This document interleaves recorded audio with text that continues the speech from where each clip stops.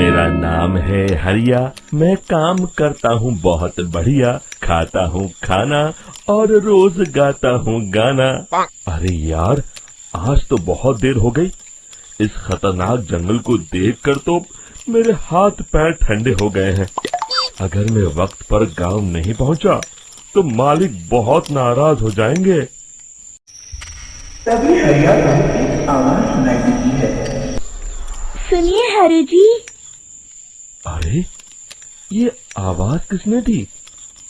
तभी हरिया के सामने कुछ दूर एक औरत खड़ी दिखाई देती है। अरे भाई, ये औरत अकेली इतनी रात को इस जंगल में क्या कर रही है? चलकर पूछना पड़ेगा। फिर हरिया अपनी बैलगाड़ी उस औरत के सामने लाकर रोक देता है और उससे पूछता है, अरे सुनिए, आप इतनी रात को इस खतरनाक जंगल में अकेली क्या कर रही हैं? तभी वो औरत मीठी आवाज में कहती है, अरे हरु जी, आप आ गए। मैं कब से आपका इंतजार कर रही थी। वैसे तो यहाँ से काफी लोग गुजर चुके हैं, लेकिन मैं खास आपका इंतजार कर रही थी। अच्छा, तुम सच कह रही हो? मुझे तो यकीन नहीं हो रहा है। वो क्या है ना, आज तक किसी ने मुझसे इतने प्यार से बात नहीं की। हाँ हाँ हरु जी, मैं सच कह रही हूँ। अब देर मत करिए और जल्दी से मुझे मेरे घर तक छोड़ दीजिए। हाँ हाँ, कौन सी बड़ी बात है, अभी छोड़ देता हूँ। आप मेरे पीछे बैलगाड़ी में बैठ जाइए और मुझे रास्ता बताते चलिए।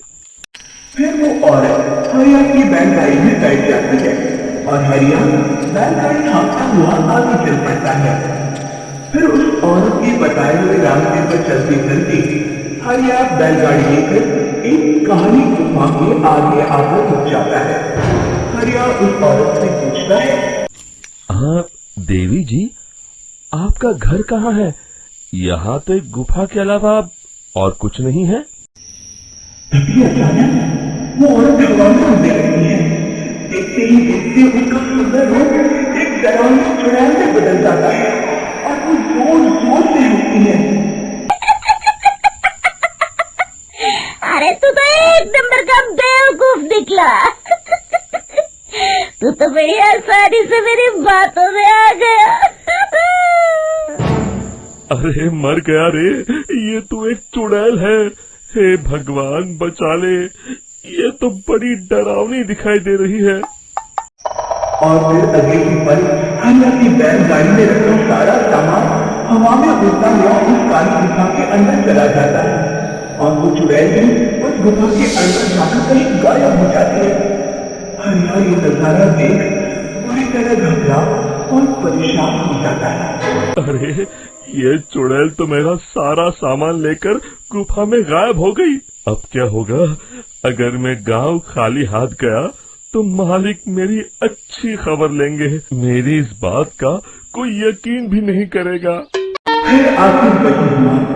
हरिया के मालिक चंपक सेठ को हरिया की किसी भी बात पर रत्ती भर भी यकीन नहीं हुआ।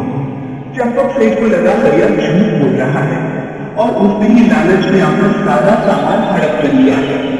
फिर हरिया को देवी मां समझकर चंपक सेठ उसे काम से निकाल देता है। अगले दिन अपनी दुकान में परेशान बैठा चंपक सेठ गुस्से में बड़बड़ाता है, अरे, दुकान में तो सामान बिल्कुल भी नहीं है। अब मुझे ही शहर जाकर सामान लाना होगा। फिर वो अपनी बैलगाड़ी लेकर शहर चला जाता है। शहर से सामान लेकर जब चंपक सेठ वापस गांव लौट रहा होता है, तभी उसे एक आवाज सुनाई देती है।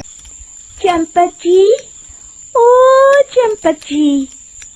अरे, ये तो कोई मेरा नाम लेकर मुझे पुकार रहा है। फिर उस रास्ते में वही औरत खड़ी दिखाई देती है। फिर क्या था? हरिया की तरह चंपक सेठ भी इस औरत के पास अपनी बैलगाड़ी लेकर जाता है और वो भी उसकी छिपी छुपी बातों के मुंह जाल में फंस जाता है। फिर चुड़ैल उसे भी अपनी गुफा में चली जाती है और उसका सारा सामान लेकर गुफा में गायब हो जाती है। बेचारा चंपक सेठ लाचार होकर खाली हाथ गांव लौट जाता है। जो कोई भी शहर से कुछ लेकर गांव की तरफ लौटता, वो चुड़ैल उसे बेवकूफ बनाकर उसका सारा सामान लेकर धुएं में गायब हो जाता। एक दिन हरिया एक लकड़हारे को उसे जंगल की तरफ जाते हुए देखता है। फिर हरिया उसे रोकते हुए कहता है, अरे भाई, क्यों अपनी मौत को दावत दे रहे हो? मेरी बात मानो, आगे जंगल में मत जाओ, वहाँ एक बड़ी भयानक चुड़ैल रहती है। लकड़हारा हरिया की बातों को नजरअंदाज करते हुए कहता है, अरे भाई, मुझे पहले ही बहुत देर हो चुकी है, मुझे जाने दो भाई। शाम तक लकड़ियाँ काट कर शहर के बाजार में बेचना है। तुम अपनी ये कहानी किसी फुर्सत में बैठे इंसान को सुनाओ, मैं तो चला। इतना कहकर लकड़हारा वहाँ से आगे जंगल की तरफ चला जाता है।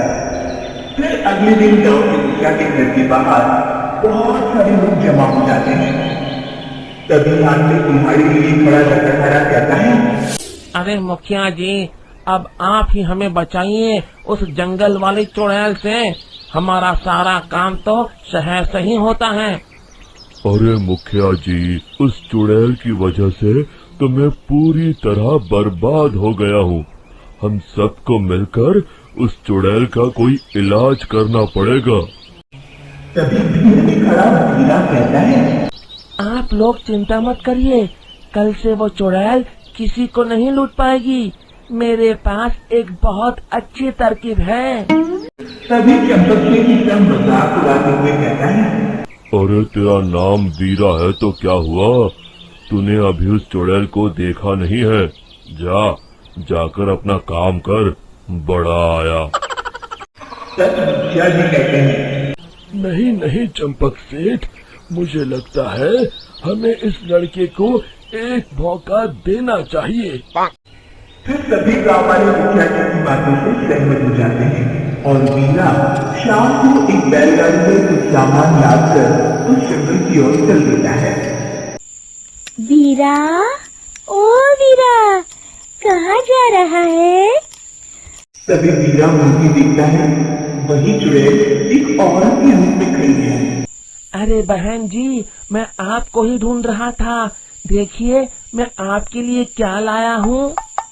है? अरे वाह, तो खुद मेरे लिए इतना सामान लाया है। तू ही अकेला गांव में समझदार है। जरा देखो, मैं भी खोल के, बड़े भूख लगी है।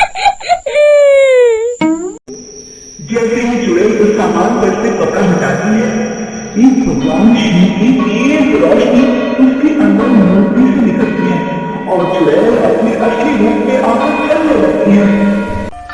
अरे मैं चल रही हूँ, बचाओ, बचाओ, ओम नमः शिवाय, मर गई मैं।